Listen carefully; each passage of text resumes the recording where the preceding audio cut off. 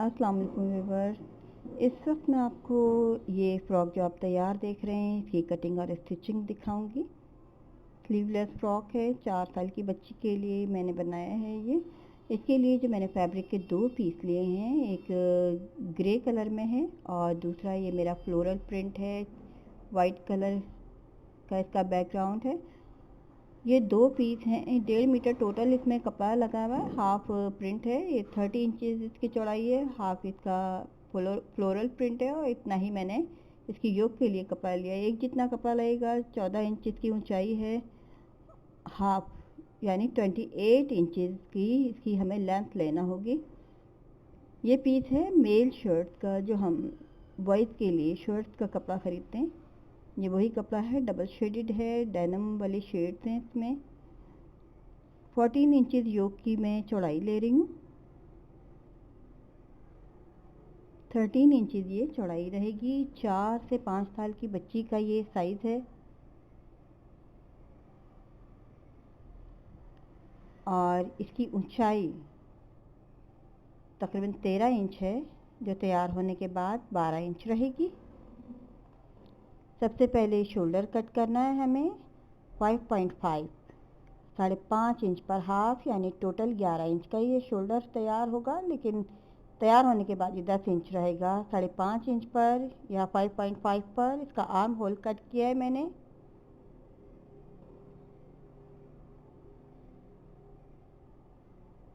ये back side की योक तैयार हो रही है, फ्रंट साइड की योक इसके ऊपर कटिंग होगी। फ्रंट साइड पर डिज़ाइनिंग है, फ्रिल लगी हुई है, तीरा है और चुने लगी हुई हैं। ये 4 इंच के लिए मैं ये तीरा कटिंग कर रही हूँ।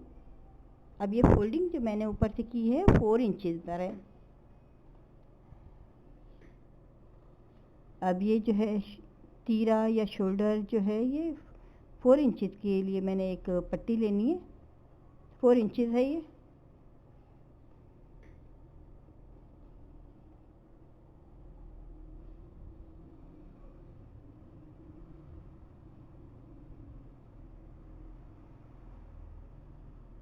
ये तीरे के लिए मैंने कपड़ा अलग कर लिया है। पहले अब इसको कटिंग करूँगी, इसके मुताबिक बैलेंस करना है।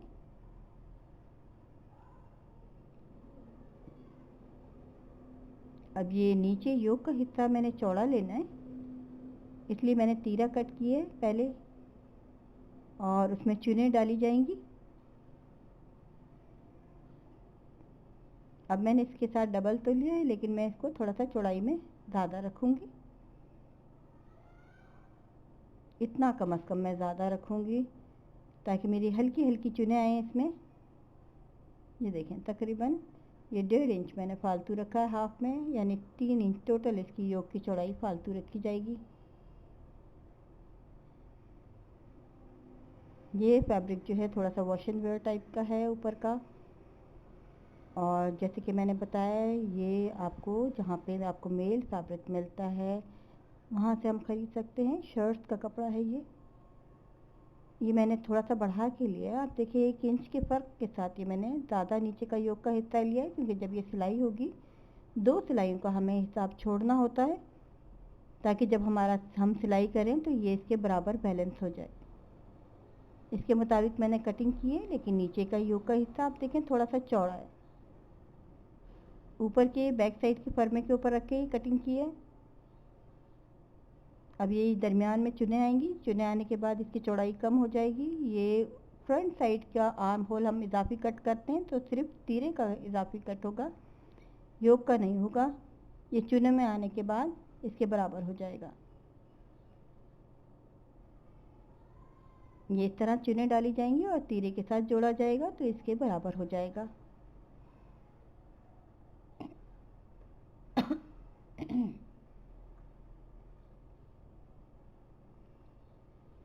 अब नेक कटिंग करनी है 2.5 यानी कि 2.5 इंच पर। टोटल इसकी नेक की चौड़ाई जो है वो 5 इंचेस होगी। 1 इंच से थोड़ा सी कम मैंने चौड़ाई लिए, 2 इंच में और इजाफी ले रही हूँ। तकरीबन ये 3 इंच की मेरी गहराई रहेगी नेक की।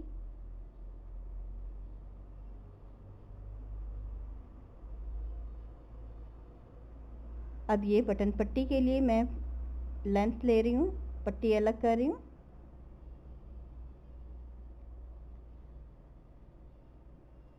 ये मैंने 2 पट्टियाँ लेनी है बटन पट्टी के लिए, तकरीबन 3-3 इंच चौड़ाई की ये 2 पट्टियाँ होंगी, जो एक लेफ़्ट और एक राइट साइड लगेगी।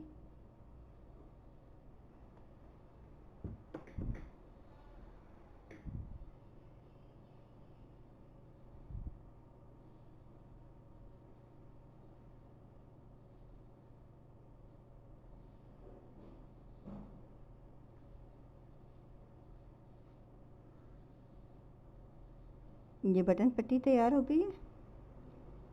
इसके साथ अब एक फ्रिल की पट्टी मैं आपको दिखाती हूँ, फ्रिल भी इसमें लगेगी।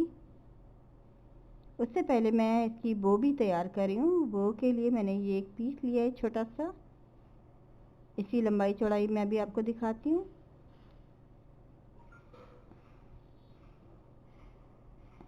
7.5 या 7.5 इंच मैंने इसकी बो की चौड़ाई रख रही हूँ, और हाफ इसकी चौड़ाई जो है ये 3 इंच है, यानी टोटल ये 6 इंच चौड़ाई और 7.5 इंच लंबाई के लिए मैंने एक ये छोटा सा पीस मैंने और लिया है।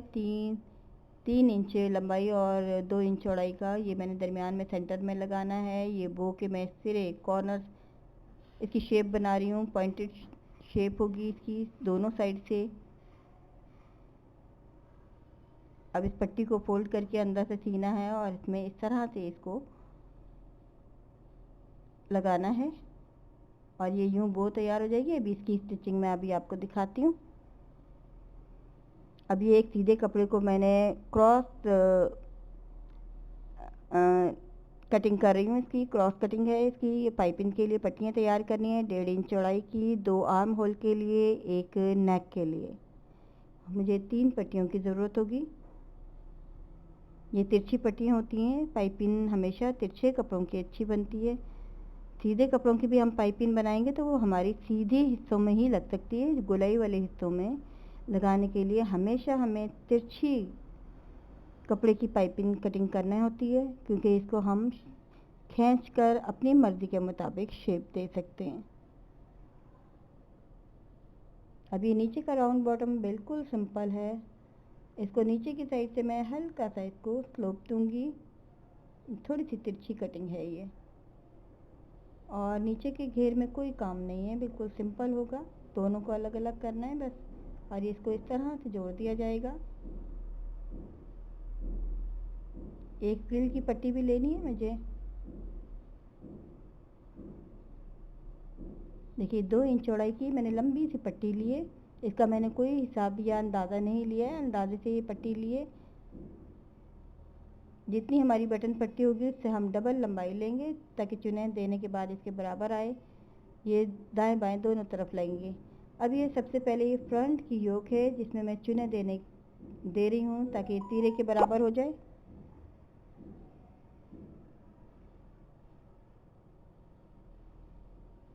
जब हम तीरा लगाते हैं इस बात का ख्याल रखना चाहिए कि ये नेक की गोलाई है।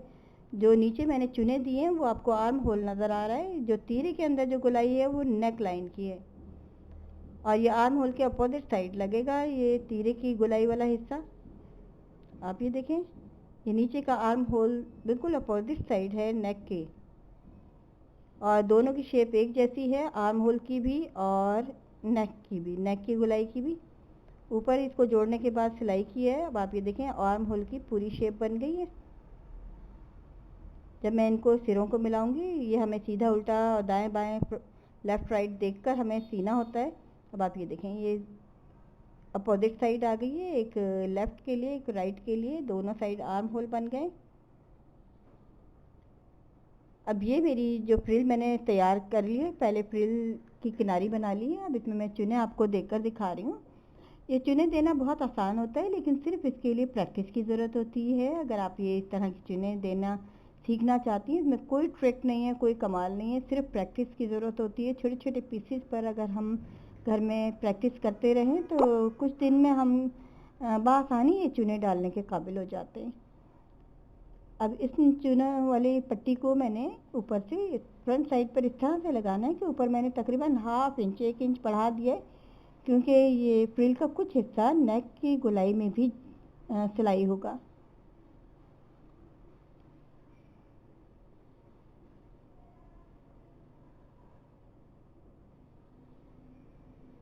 ये लेफ्ट राइट दोनों साइड पर लगेगी पट्टी फ्रिल वाली।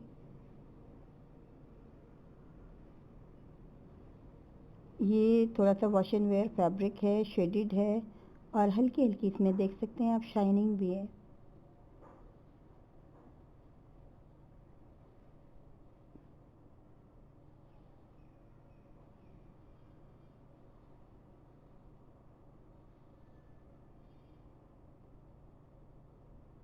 अब ये फ्रिल का गोलाई वाले हिस्से पे सिलाई करके फालतू कपड़े को मैं इसके साथ कट कर दूंगी। अब ये फ्रिल का कुछ हिस्सा नेक में आ गया है। अब ये बटन पट्टी को इसके साथ जोड़ा जा रहा है। बटन पट्टी को मैंने नीचे की साइड पर रखा है, फ्रिल को ऊपर की साइड पर रखा है और इसी पट्टी को पलटकर ऊपर की साइड पर फोल्ड करके सिंपल तरीके से सिलाई किया जाएगा।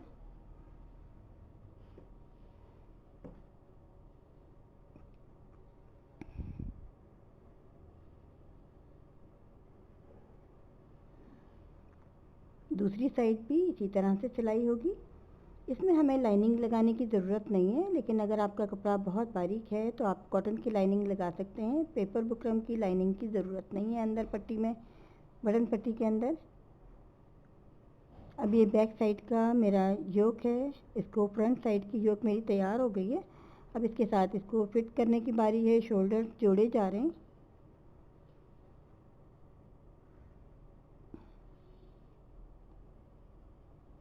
ये डिज़ाइन सिंपल भी है और लेकिन खूबसूरत भी है। स्लीवलेस फ्रॉक है और बिल्कुल इसका ब्रांडेड डिज़ाइन मैंने ये बनाया है। अब ये उल्टी साइड पर पाइपिंग लगा रही हूँ, इसको सीधी साइड पे पलटा जाएगा। थोड़ी सी चौड़ी पाइपिंग बनेगी ये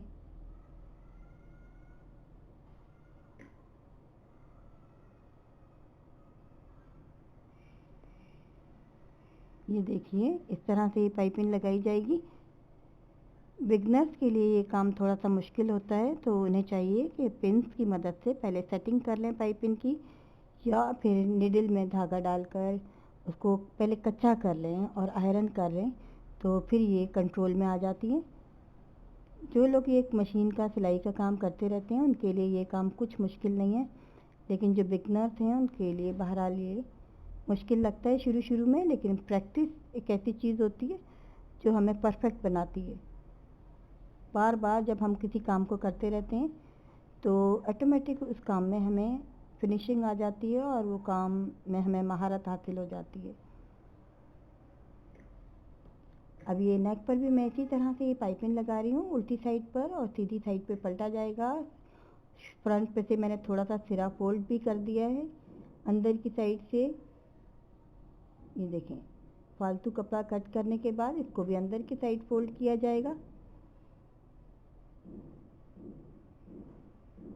और सीधी साइड पर पलटकर इसको सिंपल तरीके से स्टिच किया जाएगा। ये देखें,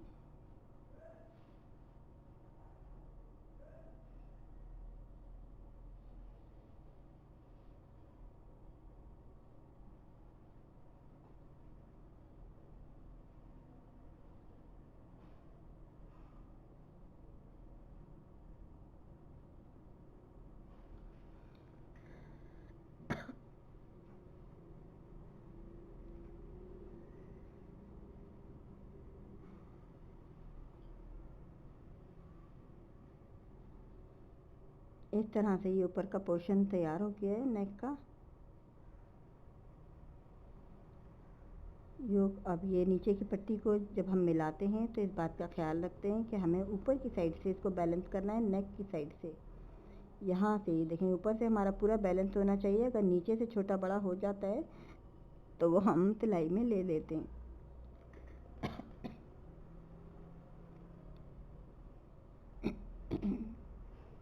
अब जैसे कि आपने देखा मैंने फ्रंट की योक पर ऊपर की साइड तीरे की वाली जगह पे चुने दी थी, तो नीचे का हिस्सा भी मेरा बैक साइड से थोड़ा सा बड़ा हो गया है। इसको बैलेंस करने के लिए नीचे भी चुने देना ज़रूरी है। नीचे चुने इसलिए दी जा रही हैं ताकि ये बैक साइड की योक की जो जितनी चौड़ाई है, इसकी चौड़ाई भी हमें उतनी ही रखनी है। ये देखें, बैक के साथ इतनी ही चौड़ाई रखनी है मैंने। फ्रंट को मैंने हल्की हल्की चुने दिए क्योंकि ऊपर भी चुने थी, नीचे भी चुने आई हैं। अब ये नीचे का घेर मैं चुने देकर तैयार कर रही हूँ और बहुत ही सादे तरीके से इसको योक के साथ फिट किया जाएगा।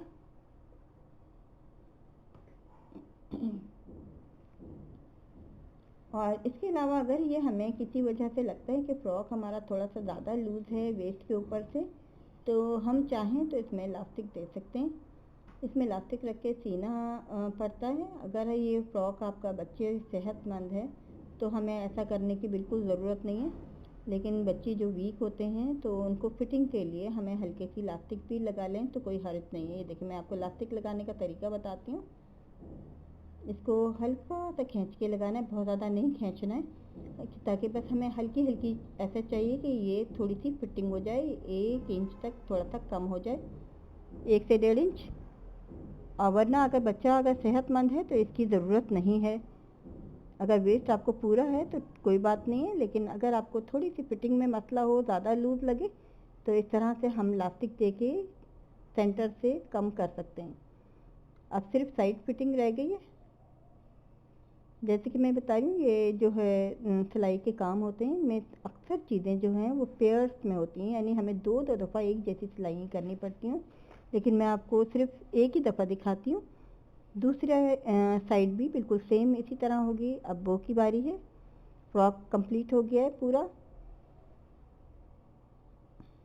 जिस तरह की इसकी शेप है उसी तरह से इसको सिलाई किया जा रहा है। बो बनाने का तरीका बहुत आसान होता है। हम फ़्रॉकों के अलावा बैंड भी बना सकते हैं बच्चों के, और ये मुख्तलिफ़ जगहों पे लगा सकते हैं। और इसके ये चौकोर में भी होती हैं ये, और राउंड शेप में या ओवल शेप में भी हो सकती हैं, छोटी बड़ी जिस तरह के साइज़ में बनाना चाहें। अब मैं इसको आपको पलट के दिखा रही हूँ। अभी इसमें फिनिशिंग नहीं है क्योंकि इन चीज़ों में फिनिशिंग आती है जब हम इन्हें आयरन करते हैं। इनके सिरे बाहर की साइड निकालने के बाद जब हम इन्हें आयरन करेंगे तभी इसमें खूबसूरती आएगी, फिनिशिंग आएगी। इस हिस्से को भी स्टेप को मैंने पलट लिया है। पलटने के बाद इसको सेंटर में लगाना है। पहले ये सेंटर वाला हिस्से चुन दिया जाएगा और फिर इसको इस तरह से फिट किया जाएगा। वो मैं भी आपको दिखाती हूँ। पहले इसको आयरन करना है, फिर हम ये काम करेंगे। आयरन होने के बाद ही आप ये देखें, इसमें फिनिशिंग इस तरह से आ जाती है, सिरे इसके सही हो जाते हैं।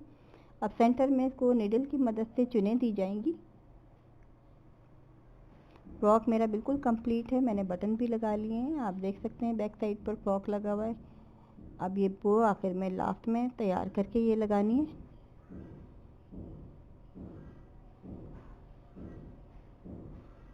अब इसको इस तरह से बैक साइड पर फोल्ड करके हम छोटे छोटे टांकों की मदद से इसको पक्का करेंगे और बहुत ही सादे तरीके से इसको सेंटर में फिट कर देंगे। इस तरह से ये फ्रॉक जो है कंप्लीट हो गया है। थोड़ी सी मेहनत से हम चाहें तो ब्रांडेड डिज़ाइन घर में ख़ुद तैयार कर सकते हैं बच्चों के लिए। बहुत खूबसूरत फ्रॉक हैं। अगर हमें ये बाज़ार से ख़रीदना पड़े तो बहुत एक्सपेंसिव होते हैं। अब आप देखिए कि फ़ाइनल लुक आप देख सकते हैं। ये मैंने स्टार्ट में भी आपको दिखाया। ये डिज़ाइन मैंने पिंटरेस्ट से लिया है। आपने देखा होगा अक्सर ये डिज़ाइन मौजूद है। ये बिल्कुल स्कर्ट ब्लाउज वाला डिज़ाइन है और पहनने के बाद बहुत खूबसूरत लगता है।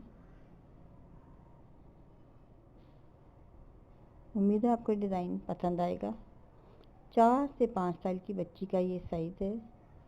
4 साल की बच्ची को पूरा होगा और 5 साल की बच्ची को भी ये परफेक्ट रहेगा।